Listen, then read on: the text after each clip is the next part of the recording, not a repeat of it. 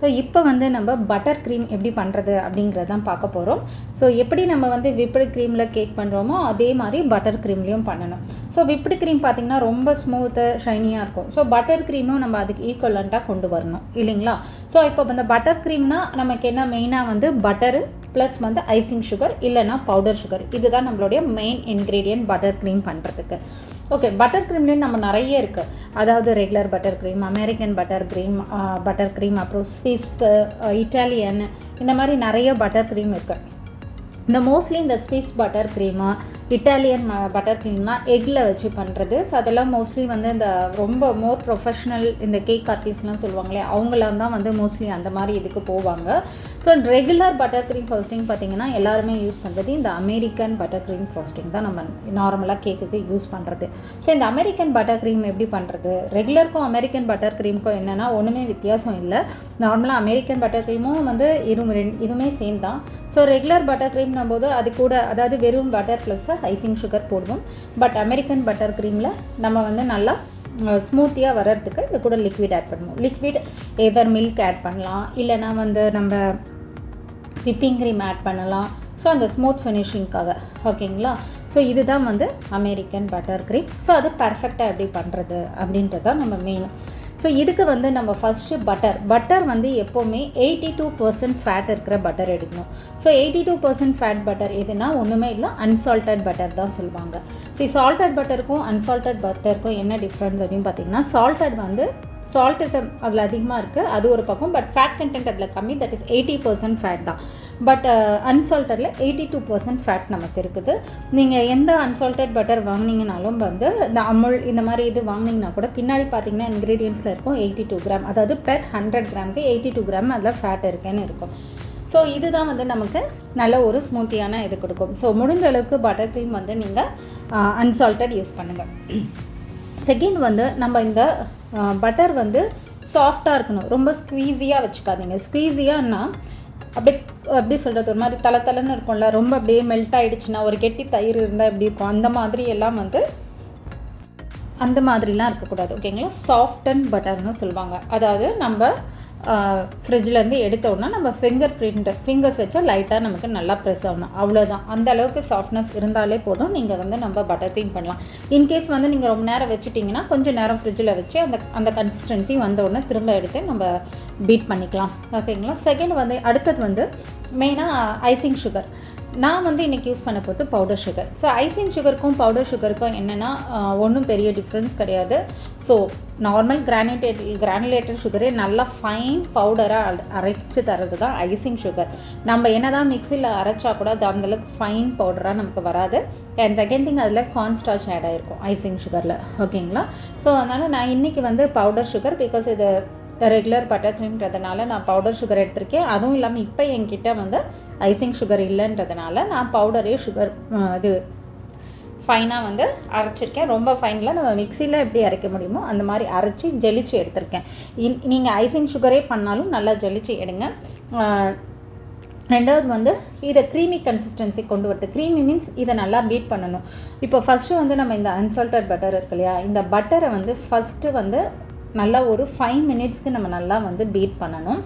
அதே மாதிரி டைமரை வச்சுக்கோங்க, ஏன்னா நம்ம எவ்வளோ நேரம் அடிக்கிறோம் அதுன்றது நமக்கு தெரியாது. ஸோ கிளாக்கில் பார்க்க முடிஞ்சால் பார்த்துக்கோங்க. உங்களுக்கு ஆப்போசிட் நீங்கள் அடிக்கும்போது கிளாக்கில் இல்லைன்னா நம்ம நிறுத்தி வந்து பார்க்கணும். அது தப்பு கிடையாது, பட் அது நமக்கு கொஞ்சம் இதுவாக இருக்கும், டிஃபிகல்ட்டாக இருக்கும். ஸோ இந்த மாதிரி நீங்கள் வந்து கிச்சன் டைமர் வச்சுக்கிட்டிங்கன்னா உங்களுக்கு இன்னும் ஈஸியாக இருக்கும்.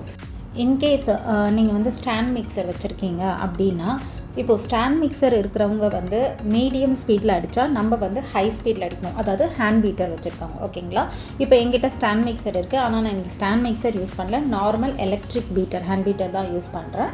ஸோ ஸ்டாண்ட் மிக்சரில் வந்து அப் டு 8 ஸ்பீட் இருக்கும், பட் ஆனால் நம்மளோட எலக்ட்ரிக் பீட்டரில் வெறும் 5 ஸ்பீட் தான் இருக்கும் ஓகே. ஸோ இதில் வந்து ஹையினா நம்மளோட எலக்ட்ரிக் பீட்டரில் மீடியம் வரும், அதில் மீடியம்னா நம்மளதில் லோ வரும், இவ்வளோ தான் ஓகே. ஸோ இப்போ நான் வச்சுருக்கிறது 3 திங்ஸ் தான், unsalted butter, icing sugar and milk எவ்வளோ தேவைமே அதுக்கேற்ற மாதிரி. ஸோ இப்போ பட்டர் 150 கிராம் எடுத்திருக்கேன். ஐசிங் சுகர் வந்து எப்படி எடுக்கணும்னா 2:1 ரேஷியோ, இல்லை 2லேருந்து அப் டு 3 வரைக்கும் நம்ம ரேஷியோ இன்க்ரீஸ் பண்ணலாம். ஸோ ஃபஸ்ட்டு 2 அதாவது 150னா 300 கிராம் வச்சுக்கோங்க. ஒரு 50 கிராம் டு 70 கிராம் வந்து ரிசர்வில் வச்சுக்கோங்க. நம்ம இதை அடிக்கும்போது அந்த கன்சிஸ்டன்சிக்கு ஏற்ற மாதிரி நம்ம எக்ஸ்ட்ரா தேவைன்னா ஆட் பண்ணிக்கலாம். அது என்ன கன்சிஸ்டன்சி அப்படின்னு கேட்டிங்கன்னா, இன்கேஸ் உங்களுக்கு ரொம்ப ஃப்ளோயியாக இருக்கும்போது நம்ம ஐசிங் சுகர் கொஞ்சம் எக்ஸ்ட்ரா ஆட் பண்ணிக்கலாம். ஏன்னா நம்மளுடைய டெம்பரேச்சர், நம்ம அந்த ஹியூமிடிட்டி இதெல்லாம் சேர்ந்து தான் நம்மளுடைய க்ரீம்ஸ். ரெண்டாவது நம்ம யூஸ் பண்ணுற எலக்ட்ரிக் மோட்டர் நம்ம அடிக்கும்போது அதில் இருக்க சூட்லேயே வந்து அந்த பட்டர் வந்து கொஞ்சம் லைட் மெல்ட் ஆகலாம். இந்த மாதிரி நிறைய இருக்குது. ஸோ அதனால் நம்ம வந்து எப்போவுமே ஒரு 50 to 70 கிராம் வந்து ரிசர்வில் வச்சுக்கோங்க. 2:1 ரேஷியோவே கரெக்டாக இருக்கும். எக்ஸ்ட்ரா நான் பண்ணுறதை தான் நான் உங்களுக்கு சொல்லித்தரேன். நான் எப்போவுமே கொஞ்சம் வச்சுப்பேன். ஸோ அதை வந்து தேவைப்பட்டுச்சுன்னா நான் வந்து யூஸ் பண்ணுவேன். ஓகேங்களா? ஸோ இப்போ நம்ம வந்து பட்டர் க்ரீம் பண்ணுறதுக்கு ஸ்டார்ட் பண்ணிக்கலாம். இப்போது நான் 5 மினிட்ஸ் செட் பண்ணிட்டேன். ஓகேங்களா? டைமர் வச்சுட்டு இப்போ 5 மினிட்ஸ் வந்து இந்த பட்டரை நான் ஃப்ளஃபியாக பீட் பண்ண போகிறேன். ஸோ கலர் பேல் எல்லோவாக சேஞ்ச் ஆகும். ஃபஸ்ட்டு ஒரு 30 to 1 seconds to ஒரு நிமிஷம். ஓகேங்களா? நல்லா க்ரீமியாக வந்ததுக்கப்புறம் நம்ம மீடியம் டு ஹை ஸ்பீடில் இந்த பட்டரை நல்லா ஃப்ளஃபியாக ஒரு 5 மினிட்ஸ்க்கு பீட் பண்ணி எடுத்துக்கலாம். ஓகே, இப்போ நான் வச்சுருக்கிறது லோ ஸ்பீட் தான். இப்போ பார்த்தீங்கன்னா ஒரு 30 செகண்ட்ஸ் கிட்டே வந்திருக்குது. ஸோ நான் இப்போ வந்து மீடியம் டு ஹை ஸ்பீடில் வச்சுருக்கேன், அதாவது 4. ஓகேங்களா? 4 ஸ்பீடில் வச்சு இப்போ நான் இதை பீட் பண்ணுறேன். இப்போ கண்டினியூஸாக அந்த 5 மினிட்ஸ் கம்ப்ளீட் ஆகிற வரைக்கும் நான் இதை பீட் பண்ணி எடுத்துக்கிறேன். ஸோ இப்போ வந்து 5 மினிட்ஸ் ஆகிடுச்சு. ஓகே, நான் இப்போ இதை வந்து ஸ்டாப் பண்ணிவிட்டு இதில் வந்து நம்ம வச்சுருக்க பவுடர் சுகரை நான் ஆட் பண்ணிக்கிறேன். ஸோ பவுடர் சுகர் ஆட் பண்ணி 2 தடவை ஆட் பண்ணுவேன். உங்களுக்கு வந்து 2 to 3 பேட்சஸாக கூட நீங்கள் ஆட் பண்ணிக்கலாம். இன்கேஸ் நீங்கள் கொஞ்சம் கொஞ்சமாக ஆட் பண்ணுறீங்க, அந்த சுகரை வந்து நம்ம மொத்தமாக போட்டு பண்ணக்கூடாதுன்னா பண்ணலாம். பட் ஆனால் அது பவுடர் சுகர் இல்லையா? ஸோ அப்படியே ரொம்ப ஸ்ப்ரெட் ஆகும் அந்த சுகரு. அதனால் நம்ம ஒரு 2 to 3 பேட்சஸாக போட்டுக்கலாம். ஸோ இது என்ன ஆகும்னா, இப்போது அந்த மாதிரி பண்ணும்போது இப்போ நம்ம நார்மலாக நம்ம சுகர் போட்டுட்டு ஒரு 6 மினிட்ஸ் 5 to 6 மினிட்ஸ் வந்து திரும்ப நம்ம வந்து பீட் பண்ணணும். ஸோ இதுக்கு நான் வந்து ரெண்டு பேட்சாக ஸ்ப்ளிட் பண்ணி 3 மினிட்ஸாக நான் வந்து அடிச்சுக்கிறேன். ஓகேங்களா? ஸோ நான் ஃபஸ்ட்டு பாதி எடுத்துட்டேன். இது ஆல்ரெடி நான் வந்து இது பண்ணி சீவ் பண்ணி தான் வச்சுருக்கேன். இன்கேஸ் நீங்கள் சீவ் பண்ணலைன்னா சீவ் பண்ணிவிட்டு தான் இதில் யூஸ் பண்ணணும். இல்லைனா அங்கங்கே லம்ஸ் ஃபார்ம் ஆகும். ஸோ இப்போ நான் அகைன் வந்து 3 மினிட்ஸ் நான் செட் பண்ண போகிறேன். Okay, so same medium to high ஸ்பீடில் இதை நான் வந்து பீட் பண்ணிக்கிறேன். ஸோ இப்போ வந்து முடிய போகுது 3 மினிட்ஸு. நான் ஆஃப் பண்ணிவிட்டு செகண்ட் பேட்ச் வந்து இப்போ நம்ம இதில் ஆட் பண்ணிக்கலாம். ஓகேங்களா? ஸோ இப்போது இதையும் நான் ஆட் பண்ணிக்கிறேன்.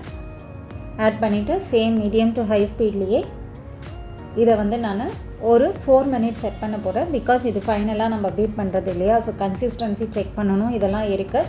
ஸோ அதனால் நான் 4 மினிட்ஸ் வந்து டைமர் செட் பண்ணிவிட்டு அதுக்கப்புறம் நான் கன்சிஸ்டன்சி செக் பண்ணுவேன். ஸோ டோட்டலி 5, 3, 8 + 4 12 மினிட்ஸ் நமக்கு இது ஆகும். ஓகே, ஸோ அதுக்கப்புறம் நம்ம சுகர் தேவைப்பட்டால் ஆட் பண்ணி அதையும் நம்ம மிக்ஸ் பண்ணிக்கலாம்.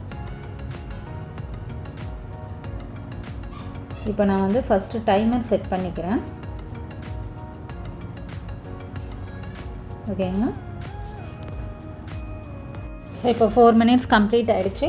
இப்போ நம்ம வந்து கன்சிஸ்டன்சி செக் பண்ணலாம் எப்படி வந்திருக்கு அப்படின்றது. ஓகே, ஸோ கன்சிஸ்டன்சி செக் பண்ணுறதுனா நமக்கு வந்து இந்த ஃப்ளோயிங், அதாவது நம்ம க்ரீம் மாதிரி நல்லா ஃப்ளெக்சிபிளாக நம்மளால் பண்ண முடியுமான்னு. இல்லைனா என்ன ஆகும்னா ரொம்ப ஹார்டாலாம் இருந்துச்சுன்னா நம்ம கேக்கில் ஸ்ப்ரெட் பண்ணும்போது அந்த கேக் க்ரம்ஸோடு சேர்ந்து அந்த பட்டர் க்ரீமோடு வெளியில் வரும், கேக் க்ரம்ஸ் நிறைய வரும். ஸோ அதனால் எப்போவுமே ஸ்மூத்தாக இருக்கணும். ஓகே, இப்போ இதை வந்து நான் டெஸ்ட் பண்ணுவேன். ஸோ இந்த மாதிரி நான் ஒரு பிளாக் போர்டு எடுத்துக்கிறேன். ஸோ இப்போ வந்து நான் டெஸ்ட் பண்ணுவேன் கன்சிஸ்டன்சி எப்படி இருக்குதுன்னு சொல்லிட்டேன்னு. ஸோ இந்த மாதிரி நீங்கள் பண்ணணும். ஓகேங்களா? ஸோ இது எனக்கு எப்படி இருக்குன்னா ரொம்ப இன்னும் கொஞ்சம் திக்காகலாம். ஏன்னா ரொம்ப தின்னாக இருக்க மாதிரி இருக்குது. நமக்கு இது வந்து கவர் பண்ணுறதுக்கு ஈஸியாக இருக்கும் ஃப்ராஸ்டிங்க்கு. பட் டிசைன் பண்ணும்போது இது வந்து நமக்கு ஹோல்ட் ஆகிறதுக்கு கொஞ்சம் கஷ்டமாக இருக்கும். ஸோ அதனால் நான் இன்னும் கொஞ்சம் வந்து ஒரு 30 கிராம் அளவுக்கு எக்ஸ்ட்ரா ஐசிங் சுகர் போட்டு நான் பீட் பண்ண போகிறேன். ஓகே, பட் இதுவே வந்து நல்ல கன்சிஸ்டன்சி. நம்ம கவரிங்க்கெல்லாம் வந்து இது போட்டிங்கனாலே சூப்பராக உங்களுக்கு வந்து நல்லா கவர் ஆகும்.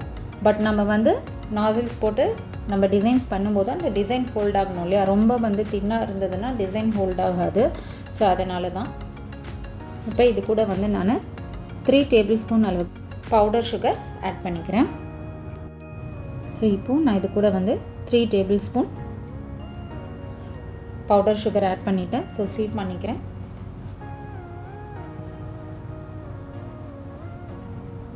ஸோ இது வந்து நல்லா உங்களுக்கு வந்து திக்னஸ் கொடுக்கும். ஸோ அதான் சொல்லுவேன், நமக்கு வந்து கொஞ்சம் தின்னாக இருக்க மாதிரி ஃபீல் ஆச்சுன்னா நீங்கள் வந்து சுகர் கொஞ்சம் ஆட் பண்ணிக்கோங்க.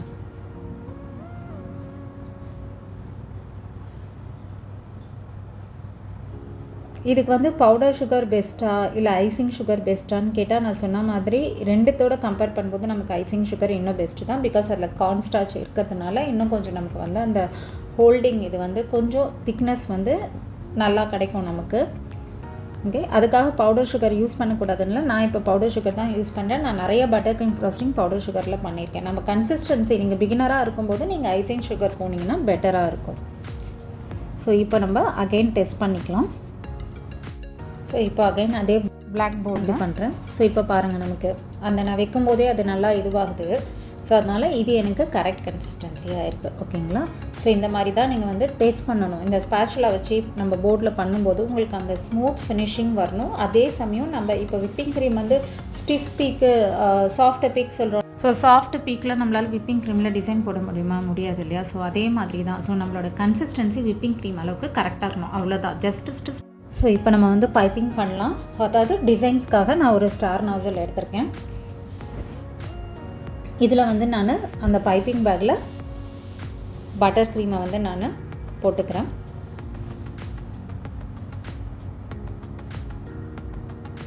உங்களுக்கு வந்து இன்கேஸ் இல்லை என்னால் வந்து கேக் போர்டில் கூட வச்சு இது கரெக்டான கன்சிஸ்டன்சியாக என்னால் கண்டுபிடிக்க முடியலன்னு நினைக்கிறவங்க இந்த மெத்தடையும் யூஸ் பண்ணி பாருங்கள்.